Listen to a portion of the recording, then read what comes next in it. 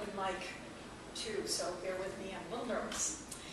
This is a memoir called A Hot Time in the Old Town. My husband Jean and I were in London for the first times in our lives, visiting my brother, who was interning at Lloyd's of London. The first morning we were there, we sat around discussing what we might eat that night. During all the years of our young marriage, my husband had been an adventurous eater, consuming with varying degrees of enjoyment sweetbreads, tripe, deer, elk, partridge, sea urchin roe, insects, raw fish. You get the idea. I know he was looking forward to sampling real English cuisine, but as described by my brother, who had half a year of English meals under his belt, the food was not that exciting, unless, of course, eaten in a pub with copious pints of good ale. Come on, he cautioned us, do you really want to eat something called bubble and squeak or bangers and mash?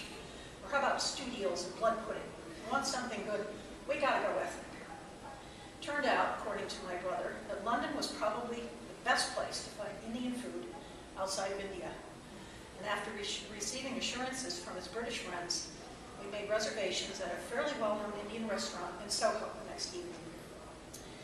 As we were being seated at our table, my husband perused the menu with barely controlled excitement.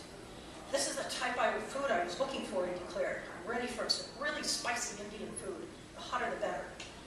Our Indian waiter was hovering solicitously, waiting to take our order.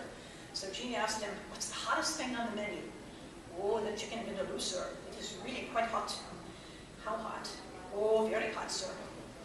Good, replied Jean. That's what I'll have. My brother chose something less alarming, and I asked for the least spicy thing on the menu, a curry, hoping I wouldn't burn out my esophagus. We hadn't had that many experience with Indian food where we lived in California. Mainly rather mild curries with rice, from hole-in-the-wall places we could afford, occasionally accompanied by a cockroach. I had no idea what to expect, but this was a really, truly ethnic restaurant. It was going to be hot.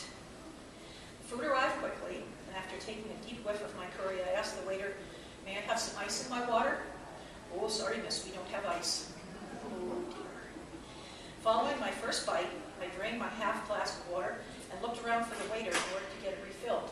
In the meantime, Jean dug into his chicken dish with great anticipation. I noticed that after his first bite, he drank half his water and took off his sports coat. After another bite, he loosened his tie, drank the rest of his water, and asked for more. The waiter obliged and set a second glass of water at his place and refilled the first. More chicken, more water, and he undid the top button on his shirt. By then, his face was a healthy shade of pink, with sweat beginning to bead up on his forehead. Undaunted, he continued his meal, pausing only for long drinks of water. Sweat circles appeared under his arms, and I noticed droplets falling from his chin onto the tablecloth. At some point, he asked my brother if we might want to sample the chicken. I was wise by then, struggling to taste my mild curry with the tongue on fire. But my brother, who was balding, took a large bite. Beads of sweat broke up on top of his head. Good, isn't it, said Jean cheerfully, while draining a fifth glass of water. After our meal, as our waiter was removing our plates from the table, Jean asked him, may I ask you if you like chicken vindaloo? When do you eat it? Oh, I never eat it, sir, replied the Indian waiter. It's much too hot. The next day, we learned the other benefit of eating chicken vindaloo. Jean called to me through the door to the loo, the bathroom. Hey, honey, could you get me the Sunday Times? I think I'm going to be in here a while. Chicken vindaloo proved better than a high colonic. And since then, with the exception of roasted gazelle, zebra, gnu, ostrich, and crocodile on a trip to Africa, Jean's palate has remained remarkably mundane.